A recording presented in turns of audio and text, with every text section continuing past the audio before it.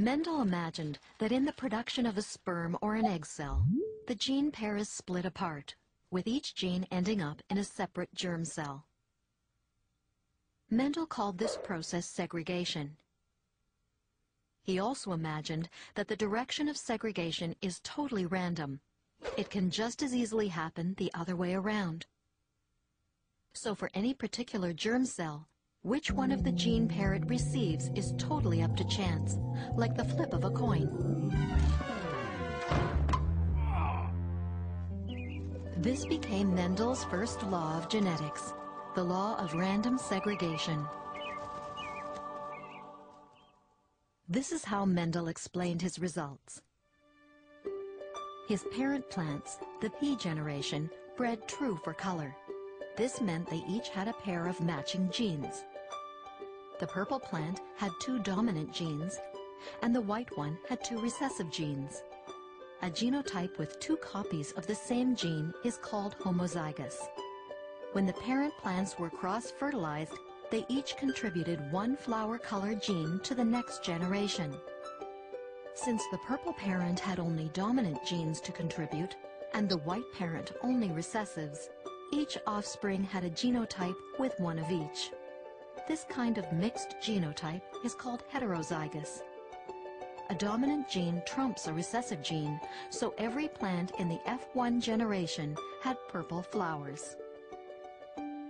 The purple F1 plants were then allowed to self-fertilize to produce the next, or F2 generation. According to the law of random segregation, for any particular germ cell, the odds are even as to which gene it receives. So about half the sperm and egg cells carried the purple gene, and about half the white one. As a result, for any given fertilization event, there are 4 equally likely outcomes in terms of genotype. A purple pollen can fertilize a purple egg. A purple pollen can fertilize a white egg. A white pollen can fertilize a purple egg, and a white pollen can fertilize a white egg. The homozygous purple genotype produces a purple phenotype. The homozygous white genotype produces a white phenotype. Because the purple gene is dominant, both heterozygous genotypes produce purple phenotypes. What we are left with are 3 purple plants and 1 white one, the same 3-to-1 ratio that Mendel found in his various F2 generations. His experimental results were now explained. The 6 other contrasting traits that Mendel tested also conformed to the law of random segregation. But Mendel was curious about what would happen when 2 of these traits occurred together in the same plant. For instance, one of the traits he studied was the color of the seed. Yellow was dominant and green was recessive. Another trait was the shape of the seed, round being dominant and wrinkled being recessive.